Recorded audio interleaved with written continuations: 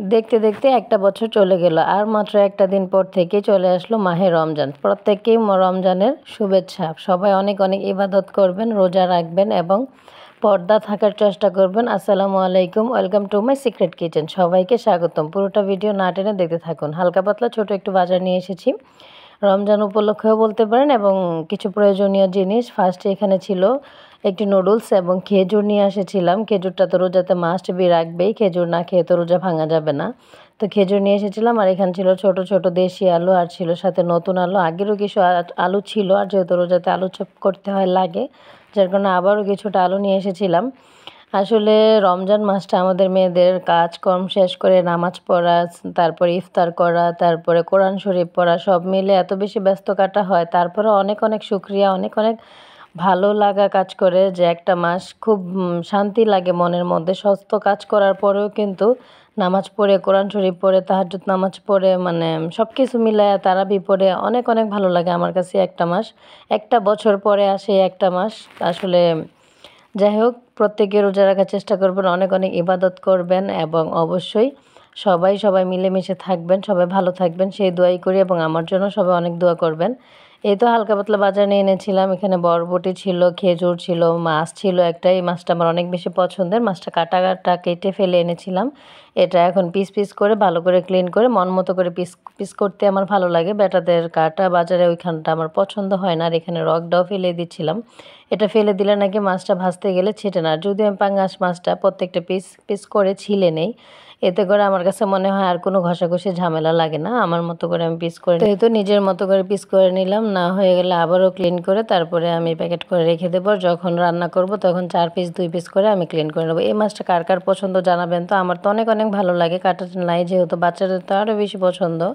তো সবচেয়ে মিলে এই মাছটা আমার খুবই পছন্দের, একটি ফেভারিট একটি মাছ। তো সাথে আরও সবজি কিছু এনেছিলাম। সব কিছু গোছাতে রান্না করার একদমই সময় ছিল না। ঝটপট হালকা পাতলা কিছু রান্না করে নিয়েছিলাম, যেতে মানে খুবই ঝটপট হয়ে যায়। আর এরকম ফ্রেশ মাছ এনে ফার্স্টের দিন ভাজা খাবো না তা তো হতেই পারে না। আমি ফার্স্টে একটা বড় সাইজের বাঁধাকপি নিয়েছিলাম। পুরোটাই আমি এটা একদম কুচি কুচি করে কেটে হালকা একদম নর্মাল ওয়েতে ভাজি করে নেব। এই ভাজিটা আমার অনেক বেশি পছন্দ। অনেক বেশি করে মরিচ, পেঁয়াজ, রসুন দিয়ে এই ভাজিটা করলে অনেক অনেক ভালো লাগে। কিভাবে করেন জানিয়ে যাবেন। আর আমার ভিডিওটি যদি এই পর্যন্ত কষ্ট করে দেখে থাকুন, অবশ্যই একটি লাইক, কমেন্ট, শেয়ার করতে ভুলবেন না। ফেসবুক পেজ থেকে দেখলে অবশ্যই পেজটি ফলো দিয়ে রাখবেন, এবং ইউটিউব থেকে দেখে থাকলে চ্যানেলটি সাবস্ক্রাইব করতে ভুলবেন না। তো এই তো আমি বড় সাইজের বড় 2টা মাছ ভাজার পিস নিয়েছিলাম। এখানে আমি মাছটা ফার্স্টেই 2টা পিস ফ্রাই করে নেব। এটা যেহেতু তেলের কালারটা একটু হলদে মনে হচ্ছে, এটাতে আগেও ইলিশ মাছ ফ্রাই করা হয়েছিল। সরিষার তেল হওয়ার কারণে একটু লালচে কালার লাগছে, আর ইলিশ মাছ ভাজার কারণে তেলটা একটু এরকম লাগছে। মাছটা উল্টে পাল্টে লাল লাল করে ফ্রাই করে নেব। আর একই তেলের মধ্যে আমি ভাজিটা করে নেব, যেহেতু এটা সরিষা তেল হয়েছে এই কারণে। তো এতে সবগুলো পেঁয়াজ মরিচ একদম দিয়ে ভালো করে নাড়াচাড়া করে একদম লাল লাল করে ভেজে তারপরে আমি বাঁধাকপিটা দিয়ে উল্টে পাল্টে নেড়ে পানিটা শুকিয়ে আসলে কিন্তু ভাজি হয়ে যাবে। মাসের প্রস্তুতি আমার মনে হয় প্রত্যেকটা গৃহিণী আপুদেরই নেওয়া হয়ে গেছে।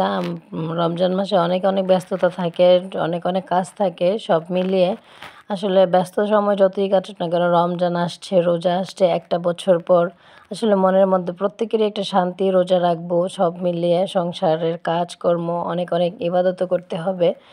তো কোন আপুরা কোরআন শরীফ পড়ে একটা সময় ছিল যে কম্পিটিশন লেগে যেত যে কার আগে কে কোরআন শরীফ খতম দেবে। এখনও কোন আপুরা এই জিনিসটা মিস করেন। আসলে আমরা বান্ধবীরা ছিল এরকমটা করতাম যে এবছর আমি তোর আগে খতম দিব বা আমি আগে খতম দিয়ে দিব। আসলে ওই দিনগুলো না অনেক বেশি ভালো লাগতো এবং অনেক বেশি সুন্দর ছিল। এখন যদিও নিজে নিজে করি, আল্লাহ রহমত, মানে কোরআন শরীফটা পড়তে পারি এবং পড়ি, খতম দেই, কিন্তু আগের মতো সেই ছোটোবেলার ঈদের জামা কেনা, ঈদের জামা কিনে লুকিয়ে রাখার যে আনন্দটা ছিল, সেই আনন্দটার এখন পাওয়া যায় না, সেই আনন্দটার এখন নাই। প্রত্যেকের জীবনে হয়তো সেই সোনালি দিনগুলো হারিয়ে গিয়েছে। এখন শুধু ব্যস্ততা আর ব্যস্ততা, সারাদিনের কাজ কাম, মানে ঈদের কাপড় কিনলেও পরা হয় না, বানানো হয় না। সব মিলে মনে হয় এভাবেই প্রত্যেকটা মেয়েদের জীবন চলে যায়। আসলে আশা করি সবাই ভালো থাকবেন। কার কার সাথে মিলে যায় জানিয়ে যাবেন। অনেক অনেক সবার জন্য দোয়া, শুভকামনা, ভালোবাসা। সবাই আমার জন্য দোয়া করবেন এবং সবাই ভালো থাকবেন। আসসালামু আলাইকুম, আল্লাহ হাফেজ।